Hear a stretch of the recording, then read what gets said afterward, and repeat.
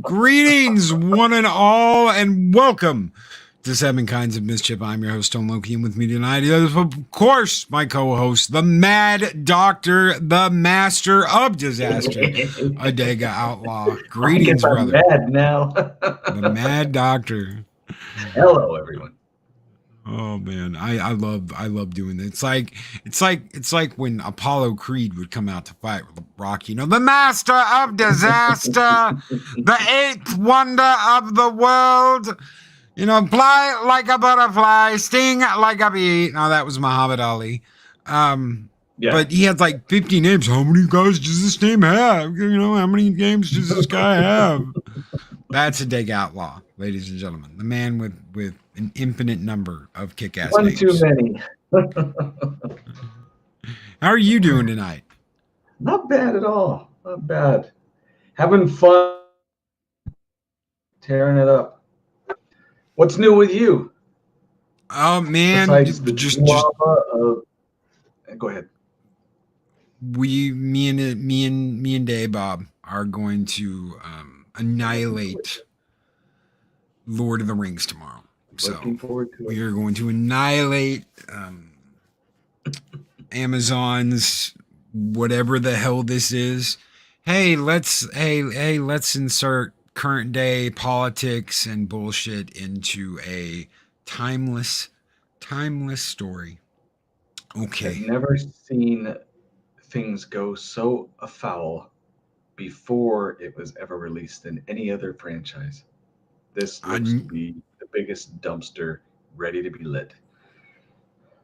Some say that there are no dwarf women and that we just spring up out of the ground. That would have been better than the shit I've seen today. So, as you were saying, because we were talking about this before we went live, Adega, what exactly did you say? Well, there was plenty of representation in Middle Earth. There was humans, there were elves, there were Dunedain, there were orcs, there were Uruk-hai, there were goblins, halflings, hobbits. Yeah. In a fantasy representation world. In a fantasy world. It's not our world, it's a fantasy world. I have never seen someone burn $10 million so quickly. Yep. So, Yep. That's just incredible. Yeah, but well, save all your frustrations for tomorrow. Get up early, get some caffeine in you, and we get to hear the rants of rant. I'm gonna have some fire ready for you. Oh yeah. I'm gonna have some fire in my belly. I've already got it. I'm just trying to weigh it down and keep it down until tomorrow morning. But it'll all come out tomorrow morning. So, read the books. Yeah, Dave Bob, read the books. Watch the movies, the original movies. That's Middle Earth, folks. Not what the hell ever we're gonna see. So, they're already fighting over. Well, it's woke, but it's the right woke or some bullshit. Whatever. Right. Oh, we honored. No, you haven't honored shit since Chris Tolkien died. So, right. I'm gonna have to share with you one of the memes that came up. It talked about unintelligent people doing stupid things. It was a quote from Tolkien, and it had a picture of him, and above it had a picture of what they're doing with. It's not even Lord of the Rings. What the Amazon fantasy show. I can't call it Lord of the Rings because it's not. Nothing of it is, except for the names, is the only thing that's similar. Yeah. Yes, I could have. Hold! Yes. Oh, there, Lindy! Yes. Oh, yeah. May the horn of Helm Hammerhand sound in the deep once more. We're going to war. Psychodove 9. It's okay. Amazon. So what do you? Oh, they better. They better.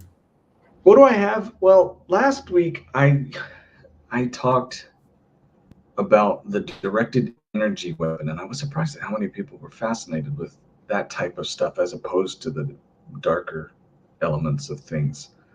It was a mystery. conspiracy involved in that.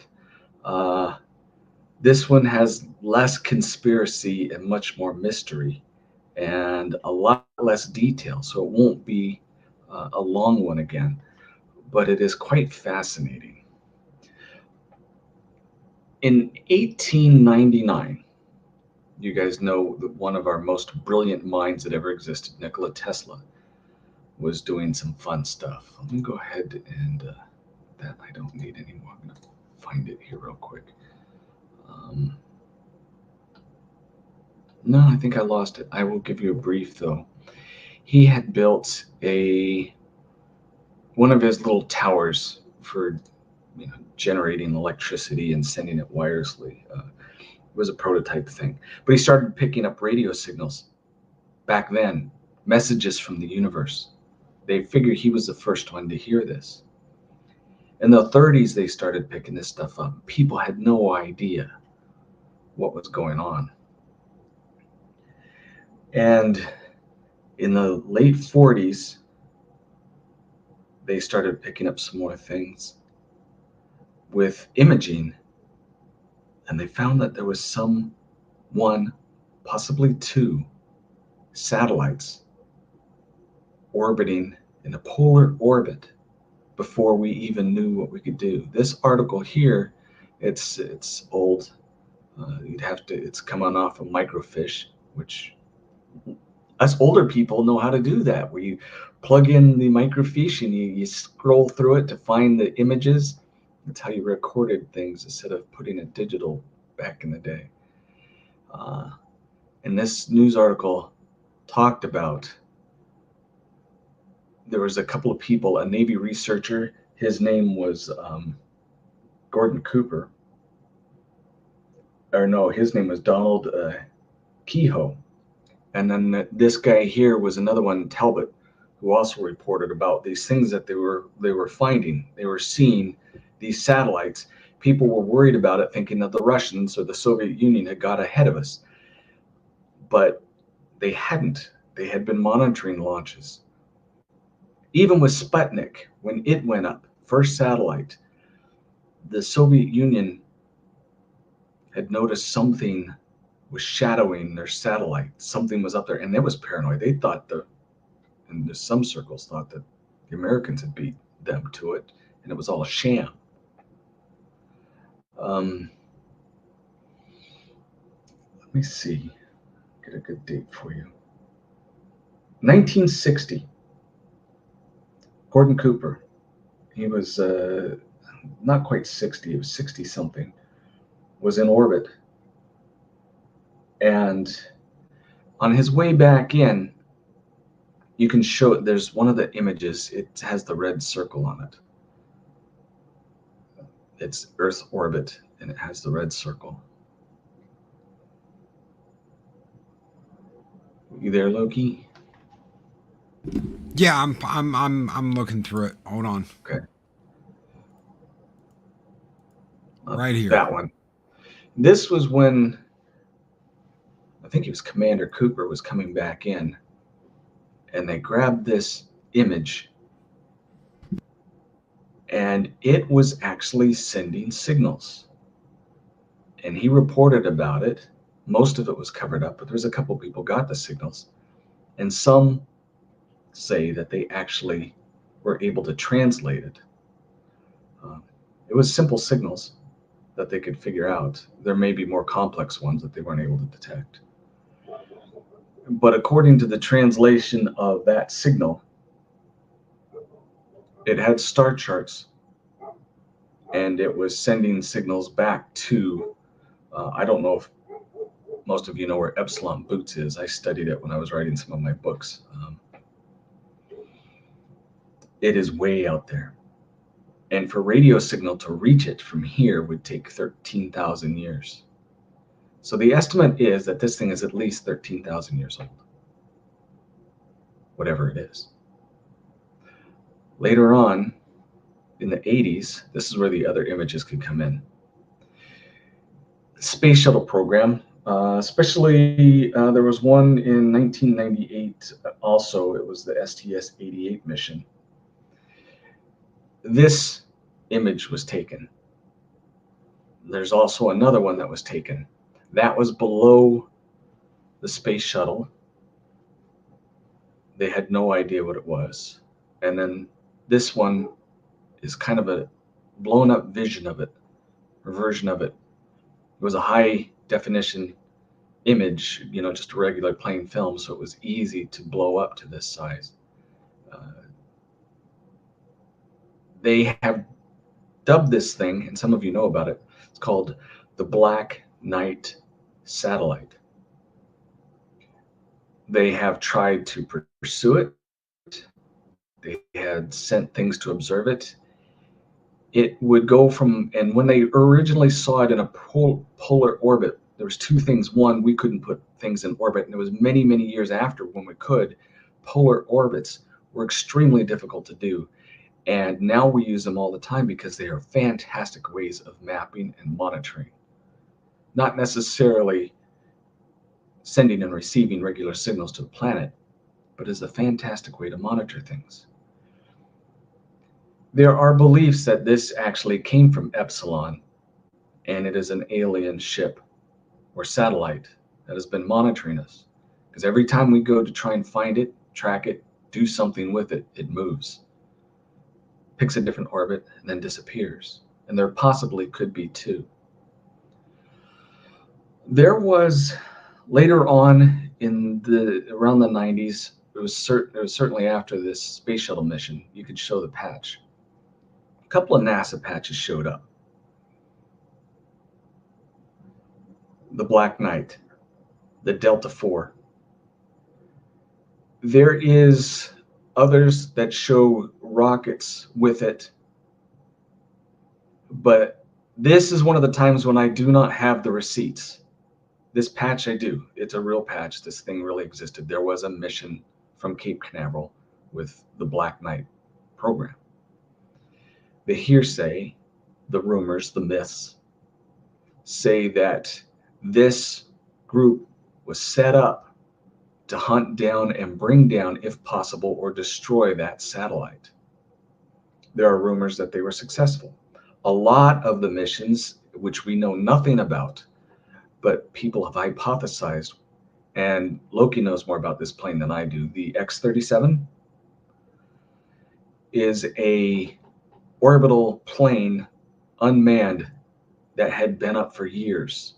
And some figure that was part of the program that they were using, because that could actually maneuver, unlike any other satellite, to hunt down and bring this thing out of the sky, because no one knew what it was, other than all things point to it being some alien satellite that has been monitoring us for a very, very long time. Estimates came out in the late 90s as well, when they started doing images with it, that it is about 10 tons, which far exceeds anything that we've put up until recent years, and only in bits and pieces for the most part. Sometimes we can get some big things up, but it's just one of those things I figured I'd throw out to you that has many images of it. It's been tracked many times. Radio signals have been detected from it since, like I said, since Tesla. But it's just a mystery. And I love, me, I love mysteries. And this Black Knight force, whether they were successful or not, I have no idea. But it's a real deal. And unlike other X-planes, there were multiple versions of the X-37 that were made, and they changed just enough that they could keep the X-37 designation while making more of them and not releasing that information to the public, keeping it an X-plane. Of course, that was in 1999, and you're talking about a fast drop orbital craft that can be shot up with like an Atlas rocket and then do its mission and come back down quickly and quietly without anyone knowing about it. Right. Think of, it looks kind of similar to what the space shuttle looked like. A lot smaller, unmanned. The wing configuration was a little bit different, but that's the idea. And apparently those things were pretty dang cool. I think the last, at least publicly known mission ended about 4 years ago. They landed the thing. And I would imagine now we have things that are far, far superior. I actually think, and let me know if because I almost did this too, because I've seen one of these things. Did I ever do anything with the TR3Bs on this channel? I think you did. Okay, so if I did, yeah, but I have seen one of those. And I do believe that those are ours, which would, be significantly better than the X-37. However, whatever they were doing and whatever this program was, it was related to that, more than likely, alien satellite. There are beliefs, and I kind of fit into this, where, and I've talked about it before briefly, about these megalithic structures all around the world. Everything looks like there was a massive flood. We have it from almost every civilization that had records from back thousands of years ago, that there was a massive flood that wiped out civilization, everything from Atlantis to Noah to all kinds of different things. And I think with these megalithic people, they had technology quite significant. And a flood would do them in. And that could possibly, this is a hypothesis, have been a remnant from when they existed and the satellite never came down and it kept functioning. But I don't know. But there's a mystery for you. Real things in the real world without answers. Psychodorp9 asked if it was relatively small then. You're talking about a craft that could literally carry a spy satellite with weapons, which is illegal. The UN deemed it illegal. The United States Secretary of the Air Force explained at one point in time, that the satellites that were launched from the X-37Bs were never reported, which is required by the Registration Convention in the United Nations, yada, yada, yada, yada, yada. None of those satellites were reported. Right. And some believe that there are tungsten cannons on those. Yeah. And other nuclear weapons, all kinds of stuff that, of course, is forbidden by certain conventions, including conventions with Russia, and we just did it anyway. Right. Oh, wait, I did have one more thing. There's that little video. This happened in Jacksonville, Florida. It was, what was it? 2014, I think. And it is a stabilized video because whoever the camera person was so blown away. And you can imagine, you see something like this, you start shaking. But the profile is the same as the Black Knight. And it's hypothesized that this thing can actually descend out of orbit and go back into orbit. When you see the video, see what I'm talking about. And we're going to talk about a couple artifacts that are on it as well. And you'll notice it is a stabilized video. And the two dots at first I thought were artifacts on the lens, but they are as still as the main object, which mean they're not artifacts on the lens. I don't know what they are. Whether it is probes from that object, there's going to be another view of it here a little closer, or something else, I don't know. But a lot of people have come to the conclusion that this is, because the profile fits it almost exactly, the Black Knight, and it came into orbit. This is a very authentic video. It has not been doctored in any way except for the stabilization, because it was a real shaky original. So there you go. I thought that was cool. Right. Had to share it with you. Thank you so much, Adega. Thank you. Really quick before we move on, some people say, well, obviously, if the military had seen something like this, if a pilot had seen something like this, there would be some kind of record. There was a training mission that my dad went on as a pilot out of San Diego. And while they were in American waters within the U.S. sonar net, they spotted a Russian submarine within our waters that had gotten past the unpassable sonar net. They swung around. They used FLIR, which is forward-looking infrared, to take pictures of this Russian submarine and radioed back to the carrier they were running the training mission on that they had taken a picture of a unclassified submarine within American waters. When they got back to the boat, they were all escorted to a briefing room. They sat down with 2 suits and the captain of the boat, and were told they never took any pictures. They never saw any submarines. They were never there. That they never had that conversation.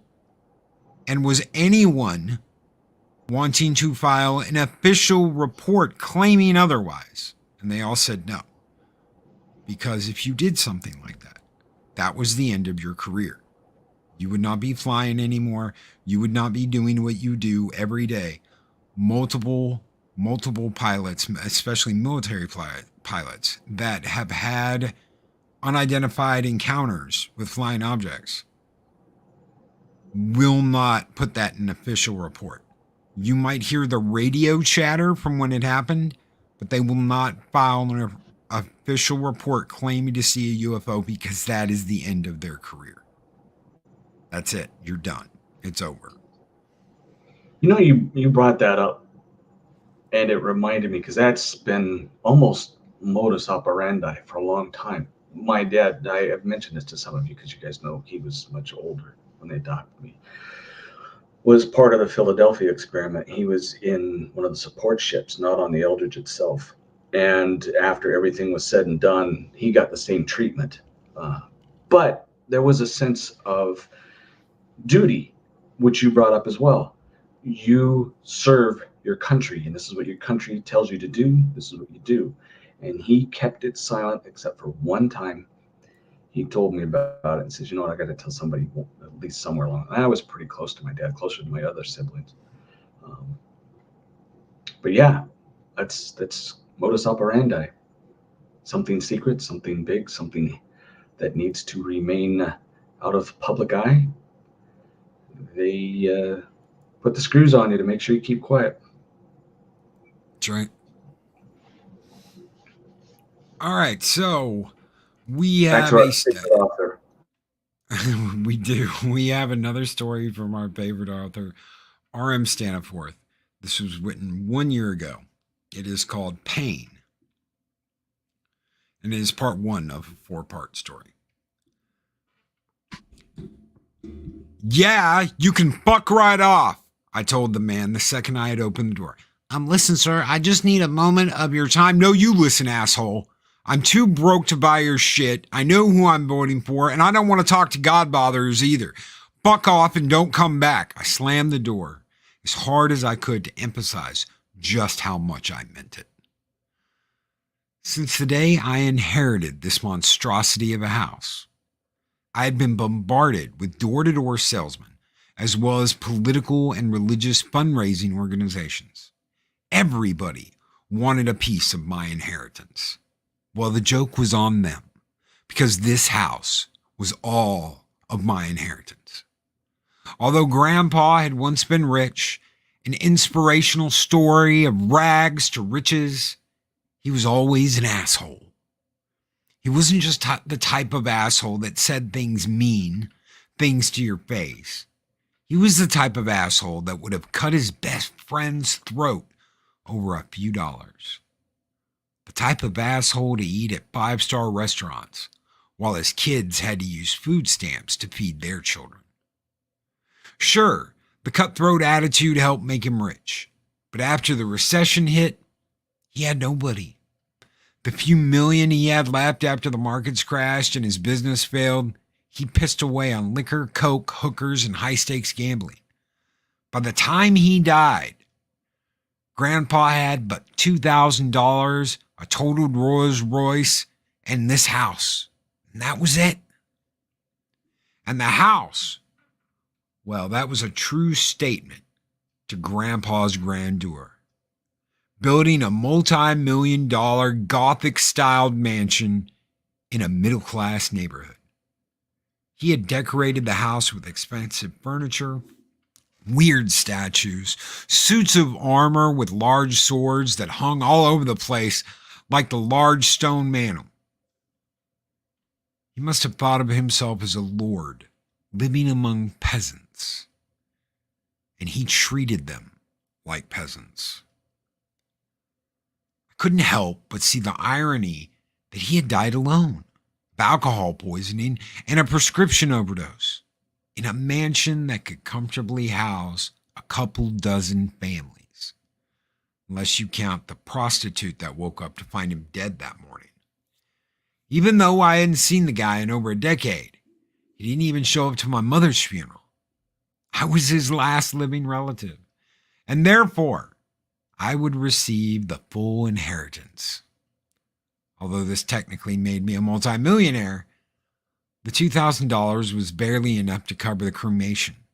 Hell, I couldn't even afford to replace the large iron gate that he destroyed when he drove his Rolls Royce into it. Probably drunk and high. No one wanted to buy this damn house either. I was trying, believe me. But nobody wanted to live in this neighborhood that could afford this house. Conversely, nobody that could afford the house wanted to live in the damn neighborhood. So in the meantime, I was stuck living alone inside my useless multi-million-dollar inheritance. I had been spending my free time searching the house for various goods of value. I'd just come across an old box. Stashed inside was porn, weird toys, a stash of Coke, and a half-empty bottle of Louis XIII cognac. If the bottle was sealed, it would have been worth thousands. Unfortunately, it had been opened. Well, shit, I might as well enjoy this, I told myself. This big, lonely place had me talking to myself. So I sat down with my $1,000 liquor and poured myself a glass in one of Grandpa's expensive crystal whiskey glasses. But just as I was about to take a sip, there was a knock on the door. With a sigh, I put the glass down. This was a new low for relentless door knockers. Who the fuck comes knocking at 10 p.m.? I was really going to let this person have a piece of my mind. I swung the door open, ready to berate the person with an onslaught of curse words. But there was nobody to yell at. The paved stone patio in front of the door was completely empty. Some little punk must have rang the doorbell and then ditched. I figured I could at least give them a little bit of a scare. They had to be hiding somewhere on the property. The gate was too far for even a teenager to get away that quick. I crept around the large store corner of the house and peeked behind large, unkept shrubs. Nobody. I looked around the shrubs on the other side of the entrance. Nobody. I was confident that someone was hiding somewhere, but it wasn't worth spending the time to look. I wasn't going to play some stupid-ass game. You better run before I call the police, I called out before heading inside. I had no intention of calling the police. My childhood taught me to stay away from them. But I hoped that would be enough to scare the little shit away. I walked inside the large double doors, secured my locks. As I turned around to go enjoy my cognac, I almost ran into the gun that was pointed at my head. The man was dressed in all black and was wearing a black metallic mask. The mask had a heavy-looking brow ridge, high cheekbone points, and a narrow mouth and jaw area. The mouth area had 3 vertical lines that had some sort of mesh in them. The eye holes looked as though they had tinted black glass. "Where is it?" the man said in a distorted voice. The mask had some sort of voice changer in it. "Look, Darth, I don't know what you heard, but I don't have any money," I told him with my hands up. "The old man, he blew it all before he died. But I'll tell you what, there's a broken-ass Rolls Royce in the garage. You go out there and you start that son of a bitch, and you can have it." The masked man hit me in the face with the handle of the pistol. I dropped to my knees as I felt blood trickle down from my temple. "Where the fuck is it?" he said again, aggressively. I could see his finger on the trigger, leaving little doubt that he was going to blow my brains out if I didn't give him what he wanted. "I don't know what the hell you're talking about," I spat back at him. "There is one trait I got from good old Grandpa. It was my anger issues. This cosplay dickhead probably thought I was pampered little rich boy. Nope. I grew up in the tough neighborhood. I had to fight and steal my way through childhood." "The box! Where's the fucking box?" he said angrily. Starting to sound desperate, I genuinely had no clue what he was talking about. But I worried that if I told him, that he'd go ahead and pull the trigger. "It's over there," I said, pointing at the box on the coffee table. You know, the one with porn and blow in it. The moment he turned his head, I smacked the gun out of the way and kneed him in the crotch. The gun went off, leaving a horrible ringing in my ear, but I had the upper hand for the time being. I pushed him backward, knocking his head in a large stone mantel. The gun dropped and he fell. I kicked it away as fast as I could. I grabbed the sword off the mantelpiece and swung it down on the man with an axe motion. I connected right into his ribs with an anticlimactic thud. The thud was surprising. I expected the sword to cleave him right in two. Unfortunately, this sword was for decoration only and wasn't sharpened in the least bit. In my moment of surprise, the assailant kicked me hard in the knee from his grounded position.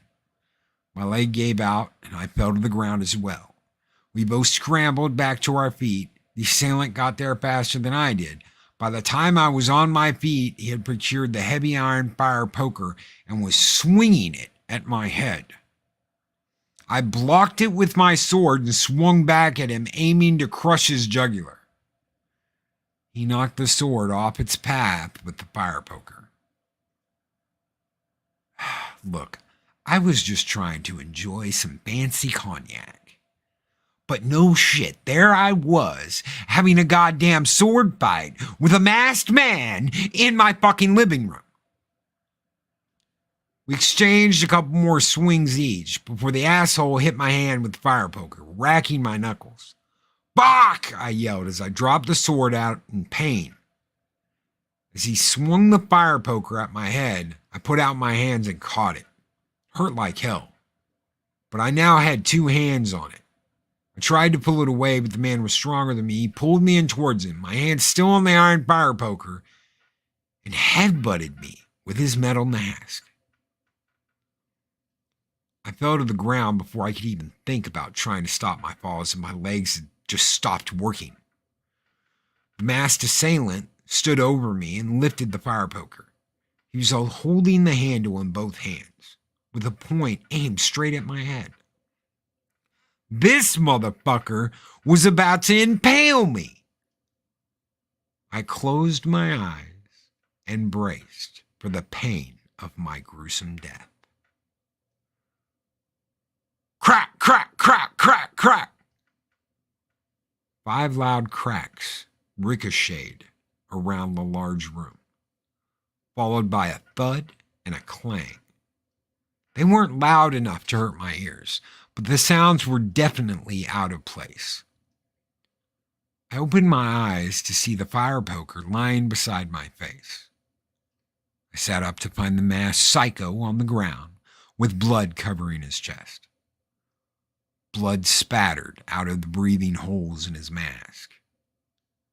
as his distressed diaphragm contracted in short, desperate attempts to breathe. I jumped back to my feet to find another man, wearing an expensive-looking black suit, standing across the room.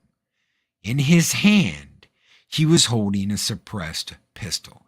"Who in the fuck are you?" I asked, desperately and out of breath, picking up the fire poker.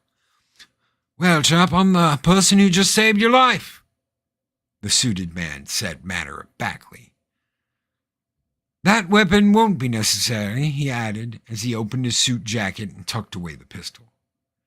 He spoke with a British accent, sounding very sophisticated. "I'm going to hold on to this until you tell me who the fuck you are and what the hell is going on," I told him, intending to sound angry. My words came out more scared than anything else, though. "My name, sir, is Arthur," the suited man said while he strolled across through the room, having to sit on the large sofa. "May I?" he asked, gesturing toward the King Louis cognac that was still sitting on the decorative coffee table. "Yeah, sure, I don't fucking care," I told the old man, still wielding my fire poker. I was completely confused at his casual demeanor, given the fact that he had just killed a man in my living room. Shit, that asshole was still bleeding all over the floor. I reached into my pocket and pulled out my cell phone. "I'd rather you didn't call the police. Don't worry about the body. I'll have a team take care of it right away," he told me, gently pouring himself a glass of cognac. "I've got a motherfucking dead man in my living room. I've got to call the cops," I spat back at him. No matter. Your cell phone connection is blocked anyway." He took a sip. "This is delicious, Mr. Barclay. Always did have exquisite taste." "Wait, what?" I was stuttering now. There was a lot to unravel in his last couple of statements. A team to take care of the dead body? They blocked my cell phone connection? He knew my grandpa? Where did he come from? And why the hell was he all casual about this? He sat patiently while I stood there, awkwardly trying to grasp the situation. "You knew my grandfather?" I finally managed to ask. "Oh, yes, I knew him quite well, actually. Wonderful chap. We sat on the board together." "The board of what?" "Pain." "Pain? What the hell is the board of pain?" No, sir. Like a window pane. Pain. P-A-N-E. Arthur spelled out for me. "And what is P-A-N-E?" I demanded. "Well, officially, we're known as the Panel for Agricultural Nanotechnology Excellence." He took a sip of the cognac, but we both know that's not exactly truth. "I don't even know what the hell that means," I told him. I was getting very frustrated, but for some reason, I wanted to know more. I knew so little about my grandfather, the man was always a mystery to me. "Few do. That's why it works so well to cover up our true purpose." "What is your true purpose?" I asked him. Well, you see, I can't tell you that unless you're willing to take your grandpapa's position with the agency. Mr. Barclay was very specific that you were the only one who should take his spot." Arthur downed the last little bit of the precious cognac. "So, what shall it be, old chap?" "No. Matter of fact, you're not welcome here. You need to get the fuck out of my house. I'm calling the police." "Well then, if I'm not welcome here, I'll leave," Arthur said while standing up. "But you should know that our enemies," he pointed a finger at the masked corpse on the ground, "won't stop until they get what they're looking for. We've been protecting you more than you know. The next team that comes will be much more elite." I flinched as Arthur pulled out his suppressed pistol. "Relax," he said, as he wiped off the handle and trigger with a white handkerchief before placing it on the sofa. "Tell the police you found the weapon in your grandpapa's bedroom and shot the man yourself. Unless, of course, you want to explain how a man from an agricultural organization showed up with a weapon and put 5 rounds into the man that was attacking you." Arthur walked to the front door. Before stepping out, he turned and said, "When you change your mind, You'll find the way to contact me in your grandfather's study. And with that, he left, shutting the door gently behind him. And that is when I suddenly realized that I had no idea how he even got in this fucking house. Whatever. I picked up my phone and I dialed 911. And that, ladies and gentlemen, is the end of part 1 of Pain.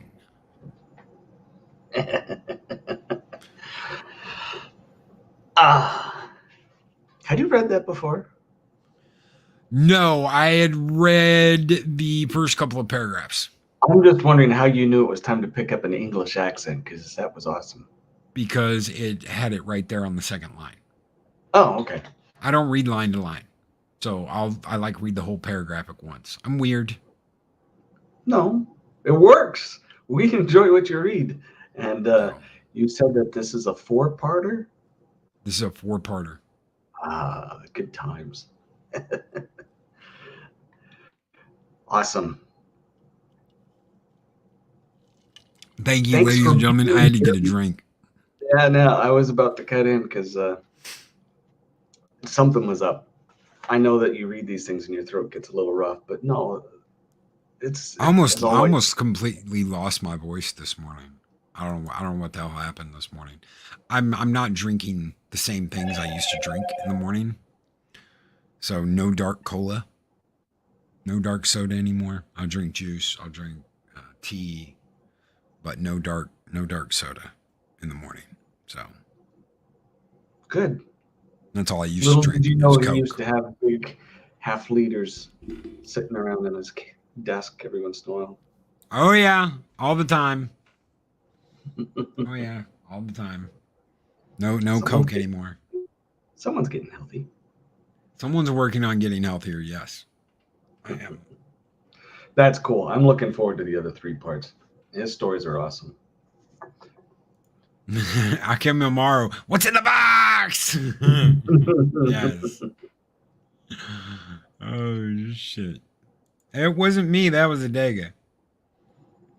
Yeah, that was mine. Sorry. Normally I have it. That was a text, so I don't know. Probably, I don't know. We'll figure it out. So we'll be back. Go ahead. No, I was just going to say sorry for the interruption. Didn't mean to freak people out with the sound of my phone. I will do better in the future. You're cool. Sometimes I leave mine on. So we've all been guilty of that at some point in time.